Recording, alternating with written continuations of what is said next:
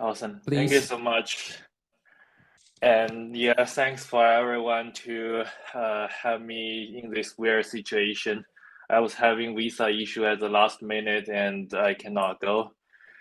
But in some other perspective that I saved some GHG emissions, so right, so that's good for this conference as well. But I really hope that I can see people next time that I can show up in person. Okay, so hi everyone. My name is Zhang. I'm a PhD student from UC San Diego.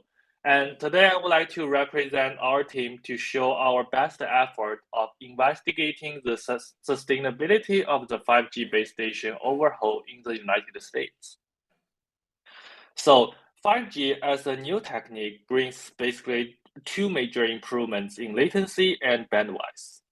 The average latency that people would have for 4G is usually around 60 to 100 milliseconds, while for 5G, it can achieve less than 1 millisecond average latency. And 5G can make 10 gigabits per second download speed, while 4G usually has less than 1 gigabit per second. So to achieve these high bandwidth and lower latency, 5G basically introduces three new technologies. First of all, 5G uses mmWave whose frequency is higher than 6 gigahertz, while 4G's frequency is usually lower than 6 gigahertz. So mmWave basically enables wider range of channel to have higher bandwidth. And secondly, 5G uses massive MIMO, which is massive multiple input, multiple output, which has more antennas compared to 4G. This enables higher channel capacity, which achieves higher bandwidth. And last but not least, 5G has shorter wavelengths, which requires deploying a large amount of small cells. These small cells can handle data traffic more efficiently, reducing congestion and latency.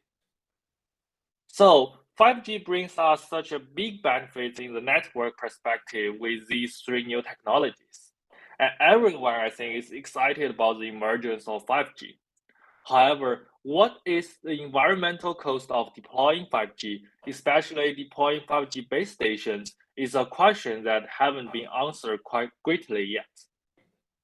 Therefore, in our work, we are trying to investigate this problem from the mineral perspective.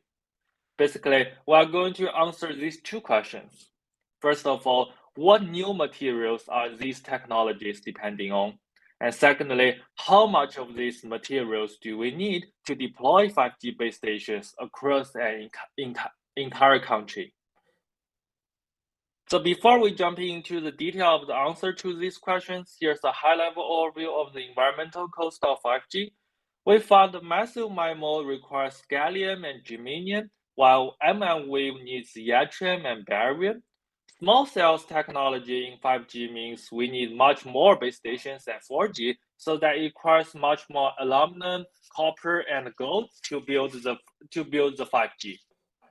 And we find the requirement of these materials are huge, and also they are not sustainable. They are hard to be recycled, and they are also difficult to mine and refine. So next, I would like to show more details about where these materials are used and how much they are used in 5G base stations. So here's how a typical 5G base station looks like. It's usually on a street light, and it has one major component called AAU. So in AAU, it contains lots of components. For example, there's antenna in it. Antenna is a major component who helps achieve mmWave technology in 5G, and it contains new advanced ceramic materials, which includes barium and yttrium. And AAU also contains power amplifier, which is a major component to achieve massive MIMO. So 5G adds gallium and germanium to make higher power density and to improve efficiency at higher frequencies. So besides these new materials, because we need a huge number of small cells in 5G, the major minerals that are required by 4G is also needed by 5G as well. So for example, every cell needs antenna radome, and the major minerals in antenna radome is aluminum. And PCB is another major component in base station to deal with signal processing, as the major mineral components of PCB is copper and gold.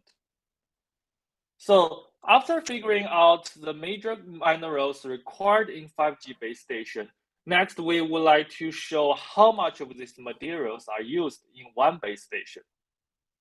However, when we are digging into this question, we find that these data are actually not quite available on public document, because companies are safeguarding their priority information so that we cannot find them quite easily. So we need to estimate ourselves for the number. We estimate some material usage from supply chain documents from relevant companies. For example, we have yttrium and barium that we can grab from one company's supply chain data, and we are quite confident about these results. But for other minerals, we need to estimate by gathering all the information we can find. This includes like gallium, germanium, copper, gold, and aluminum. We would like to claim that this is our best effort estimation we can do with the public materials, and we assume they have the right order of magnitude compared to the ground truth. So let me give you an example about what I mean by best effort estimation. So for gold, we find a 5G PCB production company, go to their financial report, get the material cost of their PCB and the total areas of PCB they produced. We also find a document that showed gold takes 8% of total PCB cost, and the price of gold in that time is about $1,600 per ounces. And we found that one base station needs PCB of 2.57 square meters. And by combining all these data, we estimated that we need approximately about 0.025 ounces in each base station. And here's a breakdown estimation of each material in 5G base station. So after figuring out the number of minerals we need in one base station, we want to know how many total materials we need to deploy 5G base stations across the country. So we take US as an example. We assume that 5G is going to cover the same range of area as 4G does, and we assume people will reuse 4G base station location to set up for 5G as well. So we first get 4G base station location data from OpenCell data set, and then we use K-center algorithm to estimate the total number of base stations for 5G. And we find that we need about 600 million of 5G base stations to cover across the US customers. And here's the total weight of 5G minerals for US deployment. We can see that we need about 6 million tons of copper to deploy the US-wide base stations. And this number is about 1% of coppers we are currently in use all over the world. And also we find that we need about 43,000 tons of germanium, and this is about 1.5 times of germanium that US has imported in 2022. And furthermore, there's just to let you know, 2 minutes are left. Okay, thanks. And furthermore, there's additional sustainability problem with producing these minerals. So for acquisition, each of metals must be mined and produced to pure. Mining materials contribute to ecotoxicity. And these metal materials are not infinite. We have already used about 50% of available coppers on Earth. And in the former slides, we show that estimation usage of copper in the US is taking 1% of them. And you can imagine how much we will need for deploying 5G all over the world. And for production, we find that to fabricate the semiconductor wafers, many toxic chemicals are used. And to make things worse, most materials for 5G actually are used once and thrown away, since recycling these minerals from base station costs much more than fetching them from nature. Still, we want to announce that 5G can benefit the environment from other ways, like it can do remote assistance, improve products, reduce GHG emissions, and build smart city to save powers.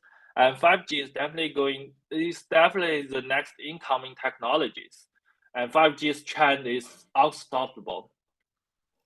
So that our purpose of doing this research is trying to raise people's concern from environmental perspective of deploying this new and global scale technology.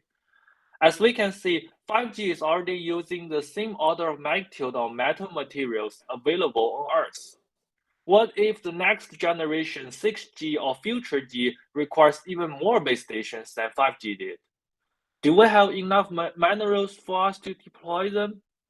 We need to really take a step back to think about the environmental cost of new technologies, thinking about the trade-off of the cost and benefits that 5G or future G will bring to us. And we also need to improve the waste of recycling materials from this previous cellular generation to help build the next technology. And that will be it. Thanks.